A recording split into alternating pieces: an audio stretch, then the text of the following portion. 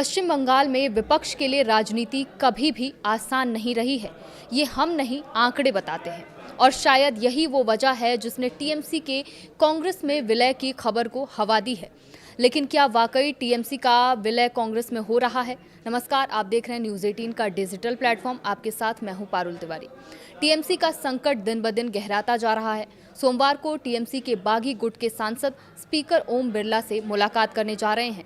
इससे पहले वो रविवार को बैठक करेंगे। पीटीआई की मुताबिक बागी सांसद जगदीश चंद्र वर्मा वसूनिया ने कहा है कि बागी गुट ने स्पीकर को पहले ही ज्ञापन सौंप दिया है। अगले हफ्ते औपचारिक रूप से अपना दावा पेश करेगा। वसूनिया ने कहा कि हमने पत्र सौंप दिया है, सोमवार को हम स्पीकर के पास जाएंगे, असली टीएमसी संसदीय समूह बनाने का अपना दावा पेश करेंगे। हम स्पीकर से हमारे दावे को मान्यता देने के लिए कहेंगे। तो वहीं कूच विहार के सांसद ने दावा किया है कि 19 सांसदों ने ज्ञापन पर साइन किए हैं। उन्होंने कहा कि साइन इकट्ठा करने की प्रक्रिया 8 जून को शुरू हुई थी। स्पीकर के साथ प्रस्तावित बैठक का समय अभी तय नहीं हुआ है। वसूनिया ने टीएमसी सांसद कीर्ति आजाद के उन आरोपों को खारिज कर दिया है जिसमें सांसदों को पाला बदलने के लिए उकसाया जा रहा है, कहा गया था। उन्होंने कहा कि कीर्ति आजाद झूठे हैं, ऐसा कहना सही नहीं है। हम 19 सांसद हैं, वो भी एक सांसद हैं, ऐसे आरोप नहीं लगाने चाहिए। 28 साल पहले ममता बनर्जी ने कांग्रेस का दामन छोड़ा था और फिर 1998 में टीएमसी की स्थापना हुई थी। दिल्ली में ममता सोनिया की मुलाकात और टीएमसी का कांग्रेस से पुराना नाता, ऐसे कई किस्से हैं जहां से ये सब कुछ शुरू हुआ था। अब आपको बंगाल की राजनीति का वो इतिहास बताते हैं जहां से विलय की खबरों को हवा मिलती है। कांग्रेस पश्चिम बंगाल में 1977 में सत्ता से बाहर हुई तो आज तक लौट नहीं पाई है। मार्क्सवादी कम्युनिस्ट पार्टी यानी सीपीएम 2011 में सत्ता से बाहर हुई और आज तक उबर नहीं पाई है।